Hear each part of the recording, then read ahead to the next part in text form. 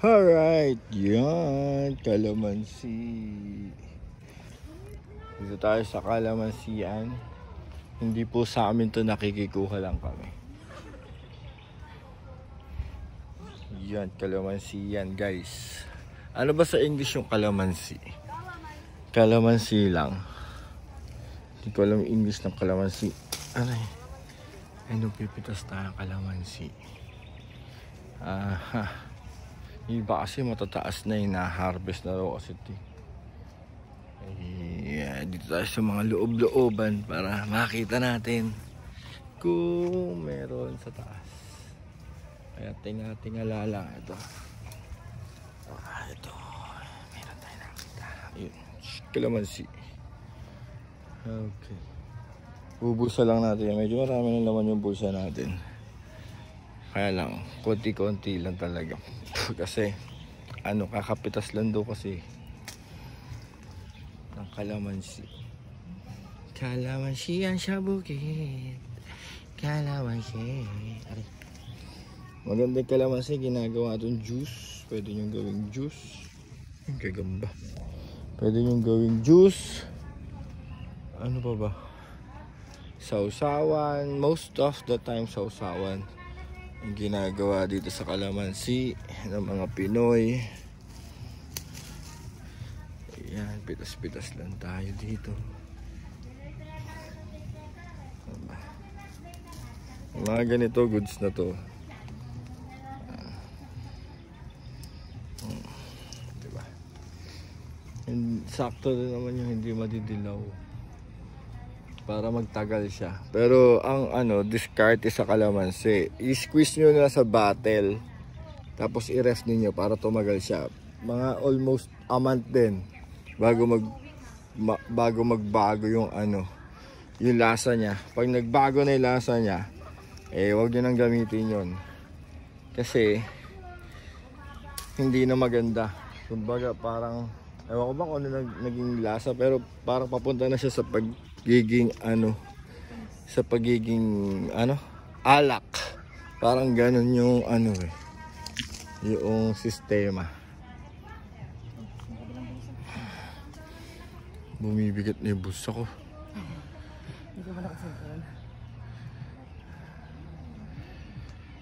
Kakapitas lang kasi kaya medyo mahirap kumuha.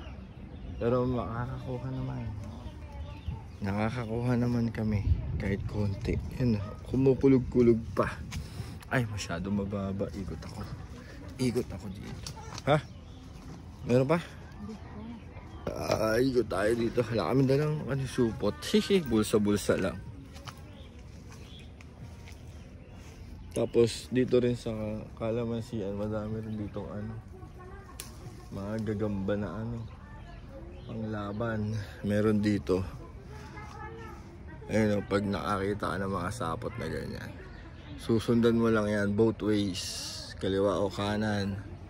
Kung merong gagamba, doon mo makikita yun. So ayan, ang trip natin ngayon, maghanap ng kalamansi. Eto, pwede na rin to, sayang to, mapipigalan na naman yan. Maliit na hinog. So di ko na i-edit to, diretso upload na to. Ayan, daming kalamansi. Kalamansi yan sa bukid. Tinga-tingala ka talaga. Tapos aabutin mo kasi yung mga nag-harvest ng kalamansi, meron silang hagdanan, tapos may nilalagay sila sa thumb nila para mabilis sila pitasin. Kapag ginano nila kalamansi, pak, putol na agad. Kasi hindi pwedeng yung kalamansi ganito, yung nakaganyan, yan. Kasi madaling masira yan. Okay? Kaya kailangan kasama stem. Kung yung pambenta, ganun yung ginagawa. Pero minsan hindi naiiwasan. Kapag meron talaga nasasaktan. Ayun, tulad no, nalaglag na lang bigla. Pipigain naman natin to kapag dating sa bahay. Kaya okay lang naman na may sira. yung kalamansi na makukuha natin. Kasi lalagay natin sa bote para patak na lang. Patak na lang ng patak. Tsaka mas ano pa yun, mas efficient gamitin. Kasi nga, hindi ka na maghihiwa. Gagano mo na lang sa ano, sa mismong kwan. Lalagyanan mo na sa usawan, di ba? Hanap tayo na medyo may kalakihan. Ay, malapit na pala ako sa dulo. Dulo na yun eh. Malinis dito. Nililinis nila lagi yung kalamansi ano to, para walang snake. Alam mo yun. Do you know what I meant? I meant.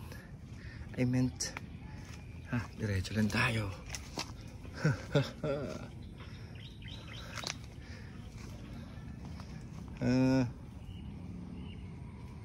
Kalamansi.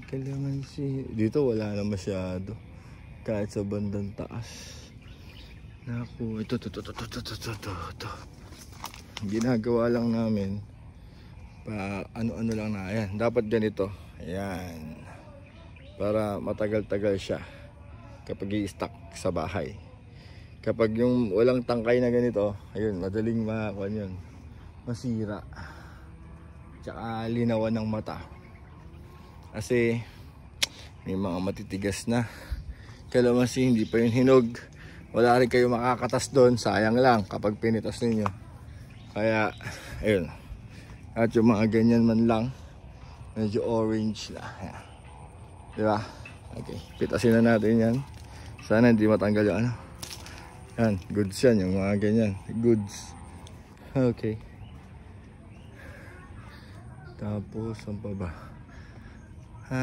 Pwede mo rin naman pigain. Para, ito, madami dito. Kaya lang, masukal dun. Ingat tayo. Ito, madami sa, ayun o. Ito, goods to. Yan. Ito, mga goods na rin to. Pambahay lang naman. Yan. Ito mga to. Ayan o. Okay na yan. Pambahay lang naman. Yan. Okay lang din. Kahit kuha natin masira. Pambahay lang naman yan eh. Ilalagay naman natin kagad sa ano yan. Sa bote. Kahit maliliit. Tapos malambot na goods na yan. Ayun o. Kadami dito. Ayun lang. Medyo may kasukalan. Ayun, sukal dyan. Ayan o. Sarap manguha ng kalamansi. Ay, dito sa dulo, madami. Pupuno na yung ano ko, bulsa. Dami dito. Dito pala dapat tayo pumunta nung gabi. Kaya lang, madilim. Ang daming hinog dito. Mga goods. Goods na goods. Ha? Eh, andito yung madami. Ayun o, madami. Dito pa lang sa isang puno na to. Pwede natin yan. Kahit masira, may nalaglag pa, sayang. Ito ba yun? Hindi yata. Ayun o, dami kalamansi. Kalamansi harvest. Okay. Mapupuno na yung bulsa natin dito. No, puno na. Ha? Ay, mag-uuwi daw si mama ya. Ibusan mo na lang muna ito yo. Mga hinog na kahit maliliit. Ha? Ano kadami? Ay. Lalabas ako, tapos babalik ulit ako. Dito pala madami. Sa dulo. Ayun o. Sa taas. Sa taas nga lang. Ito guys. May bulsa ko kaya nga. Aray. Ba't may tinik? May tinik pa talaga yung kalamansi. Ha? Eh, ba't may tinik dito? Meron. Ayun o, may tinik. Alay, ano yan? Ba't may tinik?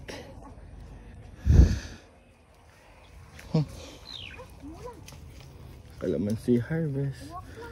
Ang hihingilan tayo. Iuwi na natin yung farm nila. Hehe. Aray. Bumalik mo na lang oh. Aray. Wait lang. May video pa ako eh. Istorbo ka. Ang dami-dami ko nakukuha. Kung kailan madami ko nakukuha eh. Puno na gabi na oh. Tatapon na. Ito pa nga yun. Ayun o, may nakukuha ko ng one. So yun lang guys, yung trip natin ngayon. Ayun o, kadami pa. Oo nga. Madami pa doon, dito pala sa dulo. Okay, so yun lang yung video natin. Kalamansi, asan eh, kalamansi. Ang daming hinog. Ang dami pa. Yan pa. Kalamansi.